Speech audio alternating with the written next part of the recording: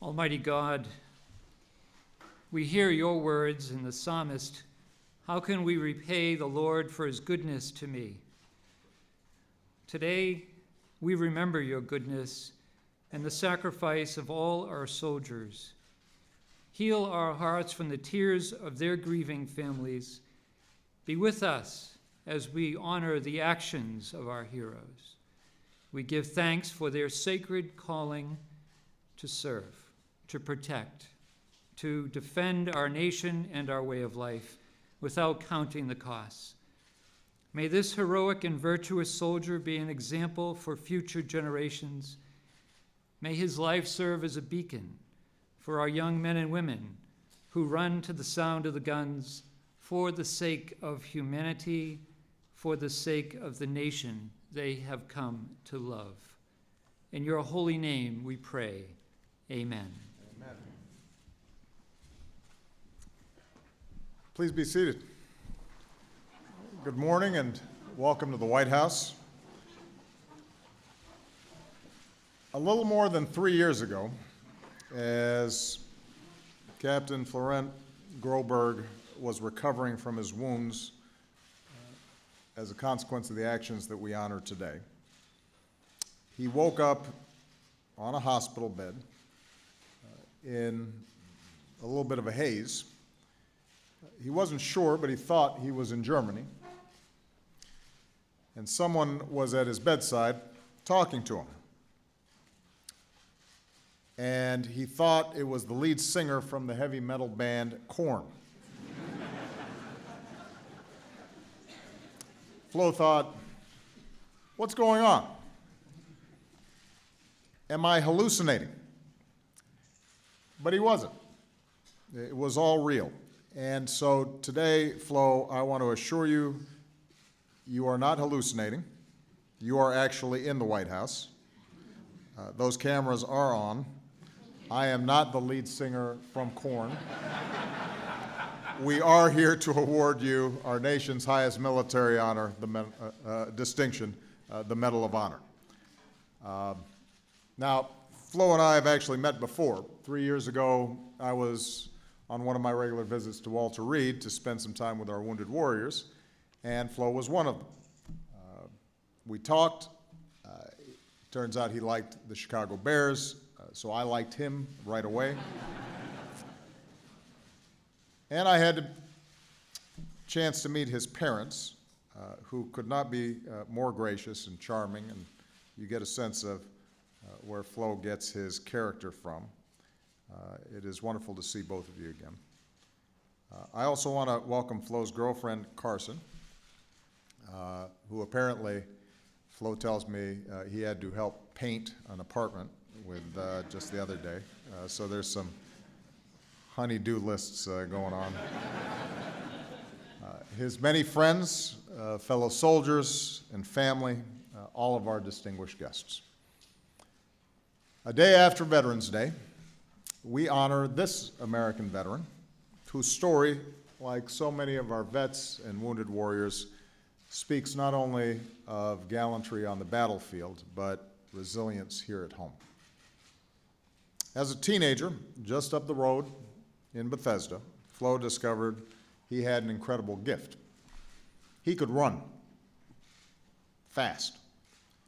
Half mile, mile, 2 mile, he'd leave his competition in the dust. He was among the best in the state, and he went on to run track and cross country at the University of Maryland. Flo's college coach called him the consummate teammate. As good as he was in individual events, somehow he always found a little extra something when he was running on a relay with a team. Distance running is really all about guts, and as one teammate said, Flo could suffer a little more than everyone else could. So day after day, month after month, he pushed himself to his limit. He knew that every long run, every sprint, every interval could help shave a second or two off his times. And as he'd find out later, a few seconds can make all the difference. Training, guts, teamwork. What made Flo a great runner also made him a great soldier. In the Army, Flo again took his training seriously. hitting the books in the classroom, paying attention to every detail in field exercises because he knew that he had to be prepared for any scenario. He deployed to Afghanistan twice, first as a platoon leader, and then a couple of years later when he was handpicked to head up a security detail. And so it was on an August day 3 years ago that Flo found himself leading a group of American and Afghan soldiers as they escorted their commanders to a meeting with local Afghans.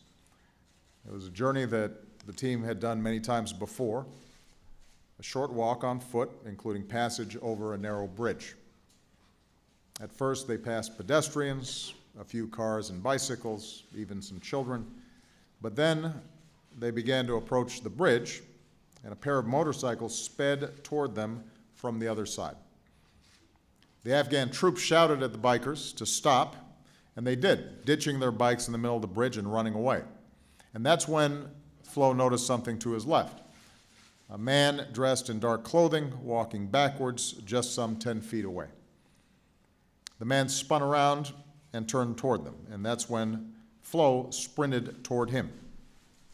He pushed him away from the formation, and as he did, he noticed an object under the man's clothing, a bomb. The motorcycles had been a diversion. And at that moment, Flo did something extraordinary. He grabbed the bomber by his vest and kept pushing him away. And all those years of training on the track, in the classroom, out in the field, all of it came together in those few seconds. He had the instincts and the courage to do what was needed. One of Flo's comrades, Sergeant Andrew Mahoney, had joined in too, and together they shoved the bomber again and again, and they pushed him so hard he fell to the ground onto his chest, and then the bomb detonated. Ball bearings, debris, dust exploded everywhere. Flo was thrown some 15 or 20 feet and was knocked unconscious, and moments later he woke up in the middle of the road in shock. His eardrum was blown out, his leg was broken and bleeding badly. Still, he realized that if the enemy launched a secondary attack, he'd be a sitting duck. And when a comrade found him in the smoke, Flo had his pistol out, dragging his wounded body from the road. That blast by the bridge claimed 4 American heroes. 4 heroes Flo wants us to remember today. One of his mentors, a 24-year Army vet who always found time for Flo and any other soldier who wanted to talk, Command Sergeant Major Kevin Griffin. A West Pointer who loved hockey and became a role model to cadets and troops because he always cared more about other people than himself, Major Tom Kennedy. A popular Air Force leader known for smiling with his whole face, someone who always seemed to run into a friend wherever he went, Major David Gray. And finally, a USAID Foreign Service officer who had just volunteered for a second tour in Afghanistan, a man who moved to the United States from Egypt and reveled in everything American, whether it was Disneyland or chain restaurants or roadside pie, Regai Abdel Fattah. These 4 men believed in America. They dedicated their lives to our country. They died serving it. Their families, loving wives and children, parents and siblings, bear that sacrifice most of all. So while Regai's family could not be with us today, I'd ask 3 Gold Star families to please stand and accept our deepest thanks.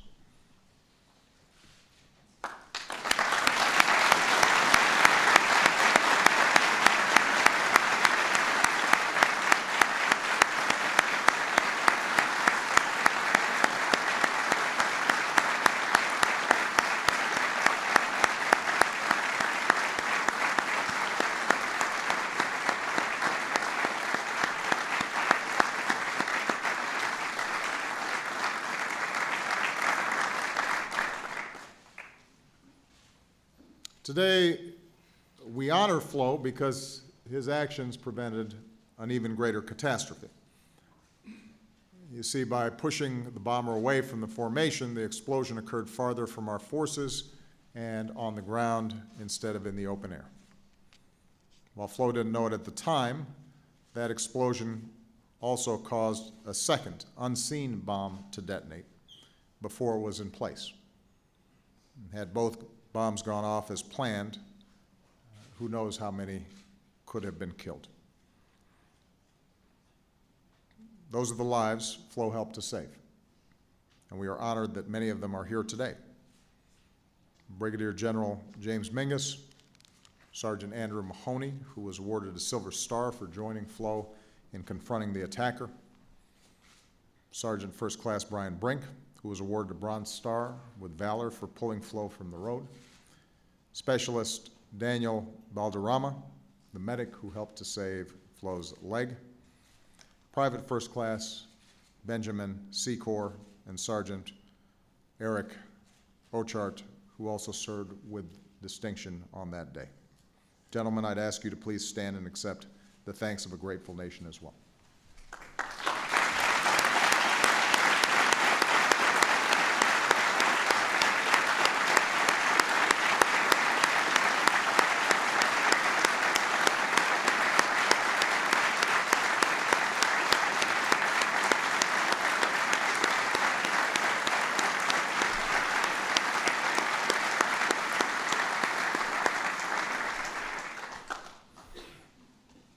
At Walter Reed, Flo began his next mission, the mission to recover.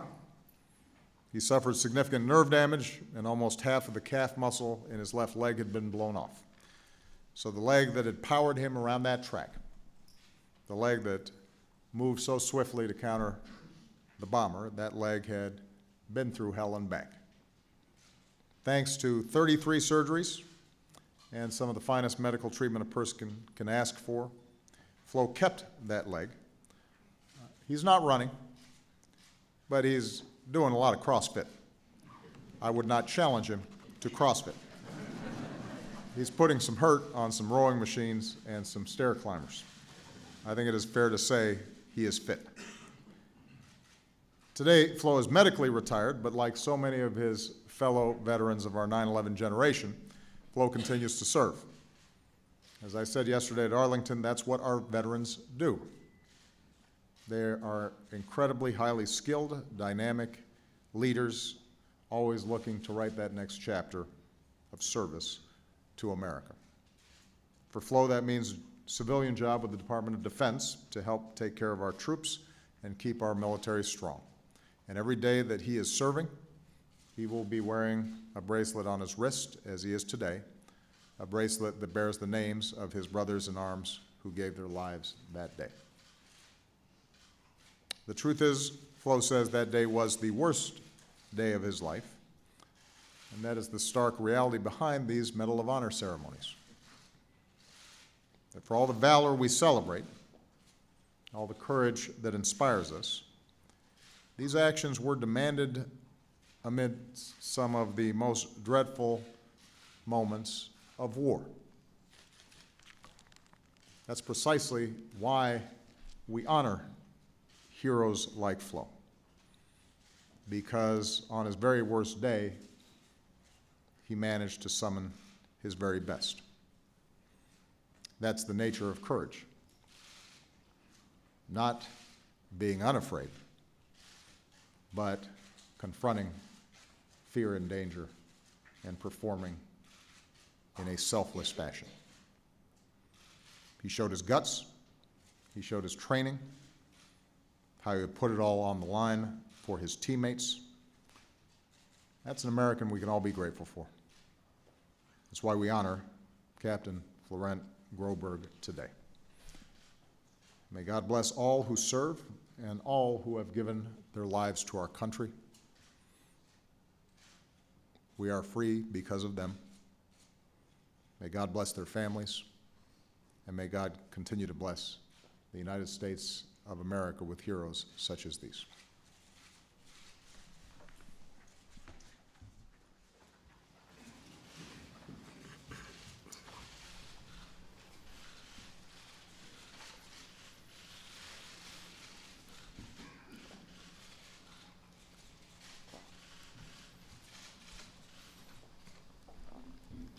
The President of the United States of America, authorized by Act of Congress, March 3, 1863, has awarded in the name of Congress the Medal of Honor to Captain Florent A. Groberg, United States Army. Captain Florent A. Groberg distinguished himself by acts of gallantry and intrepidity at the risk of his life above and beyond the call of duty while serving as a personal security detachment commander for Task Force Mountain Warrior, 4th Infantry Brigade Combat Team, 4th Infantry Division, during combat operations against an armed enemy in Asadabad, Kunar Province, Afghanistan, on August 8, 2012. On that day, Captain Groberg was leading a dismounted movement consisting of several senior leaders, to include 2 brigade commanders, 2 battalion commanders, 2 command sergeants major, and an Afghanistan National Army Brigade commander. As they approached the provincial governor's compound, Captain Groberg observed an individual walking close to the formation. While the individual made an abrupt turn towards the formation, he noticed an abnormal bulge underneath the individual's clothing.